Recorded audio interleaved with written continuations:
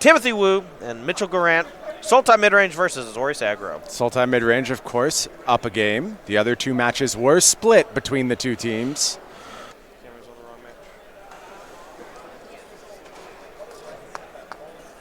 And there you see Timothy Wu leading with Sky Marcher Aspirant.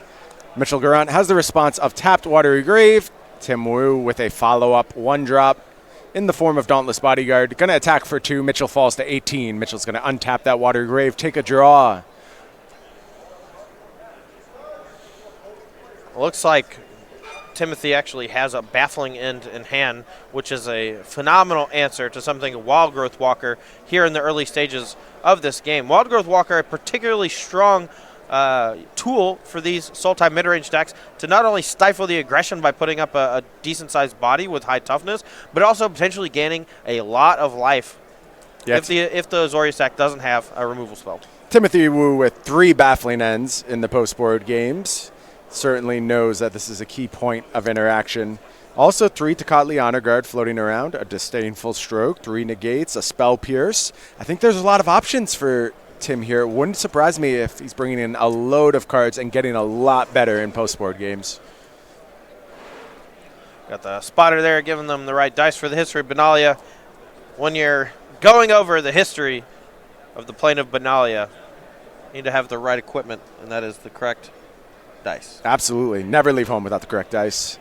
Follow-up from Mitchell here. It's Golden Demise. That's a good one. Wee. I haven't seen that one in a minute. Interesting to see that instead of Cry of the Carnarium. Yep, and the Exile ability is pretty good against the Afterlife creatures, but you can get into some really sticky board stalls with this Sultai midrange deck against the Azorius aggro deck, and something like the Ascend on Golden Demise is quite good at keeping your creatures alive while taking care of most of your opponents. You see that card showed up just in time. Tim Wu pumping up one of the Night tokens with Venerated Loxodon. A decent follow-up considering just was Wrathed, essentially. Board is present right now. Seems to be a lot of arguing over which color of die to use. Branch Walker here, going to put a counter on the Wild Growth Walker, explore a little deeper, gain 3 life. Adam Wallace's life total not really in jeopardy. Timothy needs something big over the next few turns. Branch Walker going to draw a land. Plays a Breeding Pool, tap, passes back to Tim. Tim's going to take a look at the top of the deck. And there goes History of Benalia, making that Knight into a 5/4 Vigilance creature for this turn. And here's a spot where I think we're ready for battle. Baffling End going to take care of that Wild Growth Walker. The Knight has 5 power coming in with Vigilance. Deluxe on 4 power. That's a swing for 9. Going to send Mitch all the way down to 12 if he has no blocks. Big creatures coming to rumble on that turn. Important to note, no access to blue mana currently for Timothy Wu. Does he have those sideboard cards in his deck? Does he need access to blue mana? We'll find out soon enough. Let's see what Mitchell has here. It's a Jade Light Ranger. Let's do some exploring, see what the top of the library yields. Now we're going to keep that one twice. There's Mrs. Crassus ready to enter the battlefield and do some damage very soon. Mitchell just going to make the big Jade Light Ranger pass the turn back to Tim. Takes a peek at the top of the deck. Conferring with his teammates. Tim going to play the 5th land. 5 lands is a lot for this white aggressive deck. Yeah, a second Baffling In, though, going to take care of that 4 power creature. We're going to swing in this time for 11. If no blocks for Mitchell Garrant, that's going to send him all the way down to 1. Oh, nope, I messed up. Forgot the History of Benalia last turn was pumping. So this is an attack for, looks like, 9. Yep, potential attack for 9. I think Mitchell's going to look to do a little blocking here. Yes, absolutely. Going to protect the life total a little bit. Just takes 4. Going to fall to 8. Big turn for Mitchell coming up. Yep, here we go. Crassus 4/4, drawing 2 cards, gaining 2 life, goes back to 10. Has a blocker for the Marshal. The other creatures size fairly well into the Crassus. The Venerated Loxodon bigger. Knight able to trade, so we'll see what happens on this next turn for Tim. Yeah, my guess is Removal spell, very big deal here. Yeah, absolutely. Another Baffling End, a Conclave Tribunal. These cards should seal the deal. Tim takes a slow peel. I don't think it's a removal spell. We would have seen the Windmill Slam there. Oh, yeah. There's no slow rolling in this spot. Not with a Game 3 looming and the whole match on the line.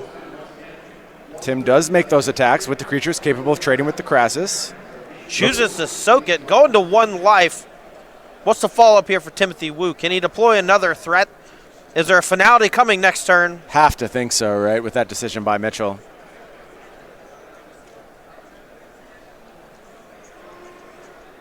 Finality is the bane of these Azorius aggro decks, cleaning up all these creatures. It is the sole reason why they started playing things like Tithe Taker over Adopto Vanguard, things like Hunted Witness over a lot of these other 1-mana options. I see Thrashing Brontodon, 2 lands. I'm not entirely sure what the other card is.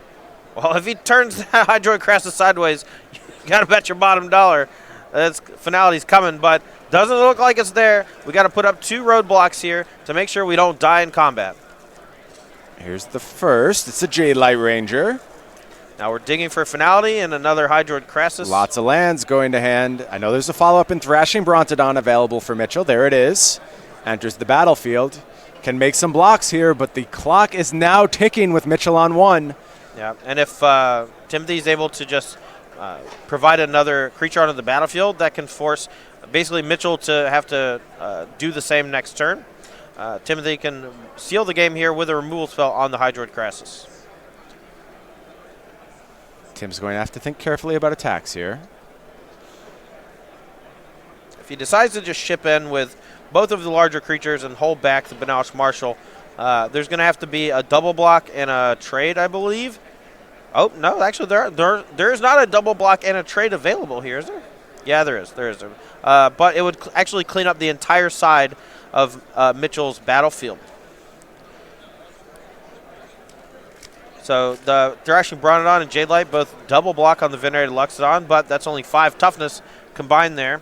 I think you make the other blocks. You double block on the lower power creature. Well, it's only a 4/4. You could just trade that with the... oh, I love this play. Using the Thrashing Brontodon as a chump blocker. 3/3. Yeah, and great gets play. to trade that for the 3/3 off of the Baffling End. Heads up spot by Mitchell Garrant for sure. Yeah, that is a big difference maker. And now Mitchell has some more turns to take a look at the top of the deck. Tocatli, Honor Guard. Nice follow-up there from Tim. Absolutely. And this will potentially shut off any sort of life gain that Mitchell could follow up with something like Wild Mitchell Growth just Walker. begging for fine finality off the top. What was it? I want to know. Flash me. Is that Doom Whisperer? I think Doom Whisperer. That's a big boy. And here comes the Doom Whisperer. Again, Mitchell just looking for effective blocks here. Finding a way to stay alive, trying to extend the game, trying to draw to that powerful sweeper effect. Yeah, looks like basically no Tim's good reaching for attacks. some mana. Woo! Here's a Baffling End, and that does it. Mitchell had flooded out. We're going to go to a Game 3. Wow. It seemed like Mitchell was in a pretty good spot for a while there. I think the top of the deck was just unkind. Mitchell kind of giving a little shake of the head there, saying, yeah, we just got a little unlucky maybe. Yeah, Timothy's draws there, very good in the early turns. Had basically 1 turn of stumbling that gave Mitchell a chance to claw back into it. He made a great block with the Thrashing Brontodon and kind of trade that chump block and still kept a 3/3 around after killing that Baffling End. Couldn't quite hang on, though, as Timothy finds the removal spell, seal the deal. High pressure spot here as this match goes to a deciding Game 3 in the third and final match. Yeah. We talked a little bit about what Tim Wu may be doing post-sideboard. We saw the Baffling Ends play a tremendous role there. If you want to take a look at the sideboards, head over to Cardboard Live. You'll see exactly what the players are working with. Why don't we take a peek on our end at what Mitchell is doing? A few options there. We saw Golden Demise have an impact on the game. Really purposeful, meaningful choice to play Golden Demise over Cry of the Coronarium for Mitchell. What other stuff you like in the sideboard? I think we saw the Doom Whisperers come in. Those are not main deck inclusions. Yep, Thrashing Brontodon definitely came in as well. Yep. That's about it. The rest of the sideboard seems to be like an anti-Wilderness Reclamation / control package with 4 copies of Duress, 2 Disdainful Stroke, 2 Negate. But Golden Demise, Doom Whisperer, Thrashing Brontodon, these cards can all come in and kind of replace some of the slower ends of this Sultai Crassus mid-range strategy. From the other side of things, Timothy Wu, we saw quite a bit of his sideboard options. He has 3 baffling in the sideboard, saw all 3 of those. 3 Nikolich Honor Guard, saw 1 of those. He has the option to bring in things like Negate and Spell Pierce, but I don't think they have quite a big enough impact in this matchup. Also has 3 copies of a Johnny, Adversary of Tyrants. If he wants a way to potentially push his creatures out of range of Finality, I think a Johnny is a good bet. But on top of that, if it becomes a very heavy removal back and forth fest, having something like a Johnny that effectively can present 2 threats or help your creatures size up better against these larger bodies from the Sultai deck, I think both those things make a Johnny pretty easy inclusion after sideboard. I also think it depends a lot on how important Tim feels Nikolich Honor Guard is, because while it used to be lights out against the old Golgari decks, I think these Sultai decks have a lot more options. Something like Hydroid Crassus lets them play a longer game. Right. They aren't as reliant on doing the Merfolk Branchwalker, Jadelight Ranger stuff in the early turns. Not to say that Nikolich Honor Guard isn't a super effective card against them, because it is. It's just not as effective as it maybe used to be against the Golgari builds. Yeah, I mean, Hydroid Crassus being a cast effect as opposed to an enters the battlefield effect does negate a bit of the strength of Nikolich Honor Guard, but as we saw in the previous match between Jim Davis and Ari Lax, it's still very strong. Shutting down Wild Growth Walker is a big deal. Turning off the Explore package to make sure that they maybe stumble on some of their land drops. We saw Ari Lax basically get stuck on 3 lands for a little while. He finally found the 4th land, was able to cast a couple of Vraska's Contents, but was just too far behind because he missed a couple land drops because all his Explore creatures got turned off. Todd, what's going through your head in this position that Tim is in right now, where your teammates' basically hopes and dreams for this entire tournament are just resting on your shoulders? Yeah, a loss here is basically game over for Tommy Ashton, Benjamin Nikolich, and Timothy Wu. With him on the draw this game after taking game 2. He's going to need a good one. He's going to need a lot of strong cards here, some sideboard cards especially, and he's going to hope to keep his team's dreams alive. Both players having a chat with their teammates. Big mulligan decisions here. Yeah, if I wanted anyone whispering my ear, though, when I was thinking about whether or not to mulligan, it would be Tommy Ashton. Dude is a master. Stone cold babyface killer. Look at that face. Absolutely. If you don't know Tommy Ashton, he wins every Magic Online PTQ ever. Yep. Just 100% of them. I believe the only reason he doesn't win all of them is because once he wins one, he is no longer allowed to play the rest of the season. Right. He's Steinerson on Magic Online. He's been a fixture of the Pro Tour scene for over a decade. As long as I can remember, being a part of the Pro Tour myself and the Grand Prix circuit and everything like that, Tommy has been around. Old school master. Yeah, I actually think the first time I met Tommy was at my first Pro Tour, and this was back in something like 2011, so been around for a while. You see Mitchell is on a mulligan 2-6. Going to draw the 6 here. Take a look. Yeah, but the Sultai midrange deck actually mitigates mulligans quite well with things like Merfolk Branchwalker and Jadelight Ranger. A lot of times, I mean, you saw last game, the game ended with Mitchell Garrant still having 3-4 lands in hand. He needs to hit those land drops, obviously, but as long as his Explorer package is online and Nikolich Honor Guard is not gumming up the works, there's a chance he gets out of this mulligan pretty easily. Yeah, great point. Those Explorer creatures are fantastic at mitigating early mulligans. There you see a Legion's Landing from Tim Wu, getting onto the battlefield very quickly. So no green mana yet from the Sultai midrange side, but I thought I saw Golden Demise hanging out over there in Mitchell Garrett's hand. We'll see how Timothy Wu wants to play these opening turns. How exposed does he want to make himself to something like Golden Demise here on turn 3? Definitely a big decision already from Tim Wu. To what extent is Tim going to develop the battlefield? Here you see an attack with the 1/1 Lifelinger, going to drop Mitchell down to 19 as Tim rises to 21. The follow-up is Nikolich Honor Guard. Hope you weren't relying on those Explorer creatures to fix your mana. Yeah, I mean, this is a weird spot because the Nikolich Honor Guard is very clearly a fine card in the matchup, but without access to a second green on turn 3, there's no Jadelight Ranger coming down, so There's a chance that Nikolich Honor Guard is not actually stifling anything. Then again, Mitchell Garrant could be a pretty mana-heavy hand that has Golden Demise, as well as something like Hostage Taker or Ravenous Chupacabra, and is relying on that on turn 4 to make up for this Tipo black hole that he's put himself in. Nothing on turn 1, 2, or 3. I think you'd also just have to acknowledge that Tocatli Honor Guard is a 1/3 as well, so living through any Golden Demise that Mitchell may deploy. Here's a Dauntless Bodyguard. That's going to go ahead and protect the Tocatli Honor Guard from any spot removal spells.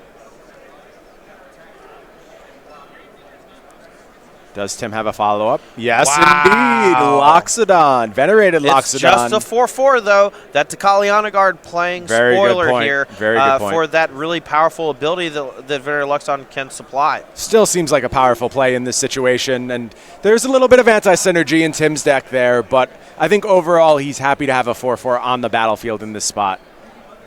And you do see Mitchell's hand. It is stocked with Golden Demises, 2 of them, in fact. Here's a Snubhorn Sentry.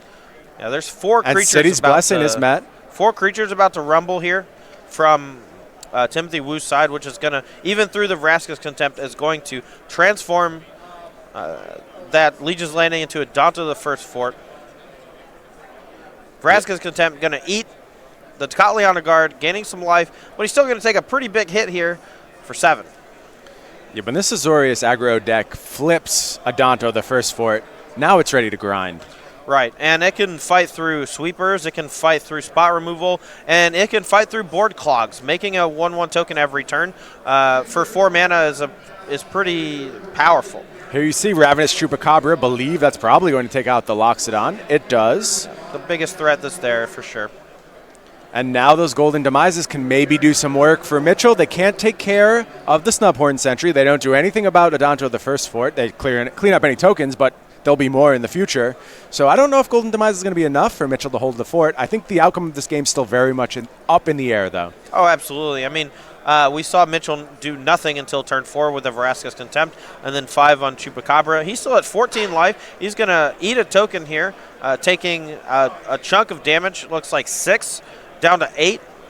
Timothy's going to gain a couple points and just keep grinding away on that Adonto First Fort. And he doesn't really have to apply anything else to the battlefield until Mitchell makes another play. Yeah, I think that's right, but Tim has to be a little anxious. You really, as the Azorius aggro player, would love to end the game in those first few turns, especially given that Mitchell forfeited turns 1, 2, and 3. No plays in any of those 3 turns. Tim unable to really make that much of a dent in Mitchell's life total. This attack helps. It drops Mitchell even lower, down to 8 now. There you see Untapped Hollowed Fountain. That suggests that Tim has Disdainful Stroke, negate something that can mess with Mitchell's plans here. Yeah, I mean, it could be Finality, it could be Golden Demise, whatever it is, it's probably getting countered here. An attack here with the Ravenous Chupacabra. Maybe it was a bluff. Shocking here, you know, his life total is pretty high off that Hallowed Fountain. And if he has a negate for this sweeper effect, Mitchell's dead. Let's see. Here is the Golden Demise. Tim not windmill slamming anything. It was absolutely a bluff. First of all, great play from Tim Wu. Second of all, Mitchell says, I don't care. Here's my Golden Demise. He has no choice. Right. He's basically bottlenecked into casting his spell. But that Adonto, the First Fort, still active. Snubhorn Sentry surviving. If Mitchell doesn't have a follow-up here, that's 4 power coming across, as well as just a continual churning out of 1/1 bodies over the next few turns. How about a second Golden Demise? I like it. Cleaning up that Snubhorn Sentry? I like it. Got to get that 3 power off the table. Yeah. That's going to be a sticking point. Yeah. I think the players are trying to guarantee that a second land was not played this turn. I am fairly confident one was not. We're going to make a 1/1 end of turn here. Timothy Wu is going to try to rebuild after that 2-card sweeper. Tim, very happy to have Adonto the First Fort online right now, reliant on it in a game that proceeds in this fashion to be able to rebuild a board after multiple sweepers. Yeah, let's see what's left in Mitchell's hand. Just a tap land here. There's a second token. These tokens will end the game quickly if not answered. Yeah, and this is why Adonto the First Fort is so powerful in these White Weenie decks. Not only does it count as a 1-drop threat, but once you transform it, you can ramp up to a more expensive like 4-mana spell like a Johnny, Adversary of Tyrants, but also as the game progresses, you get sweeper protection. You get guaranteed threats over and over and over. There is Tocatli Honor Guard just in time as Mitchell chooses to buy back Ravenous Chupacabra with Memorial to Folly. Chupacabra enters, does nothing, just there to be on blocking duty. Yeah, and he has to put up something. It looks like he is basically out of gas. He's going to need a finality and then some. Something like Hydrocrassus would be perfect right now. Yep. A main phase activation of Adanto the First Fort. This has to be some sort of convoke spell. Let's see. Tim taps another mana. No, it's a second copy of Adanto the First Fort. Eventually, there's going to be an attack here. First, it's Legion's Landing, putting the token onto the battlefield. All right, now the attack here is going to transform that Legion's Landing, and then the land from hand is actually going to allow Timothy Wu to make another vampire during Mitchell Garrett's instep. Good mana maximization from Tim Wu there. Yeah, he's going to take 3 points, losing a token. Make sure we clean that one off the battlefield. One of the tokens should be gone.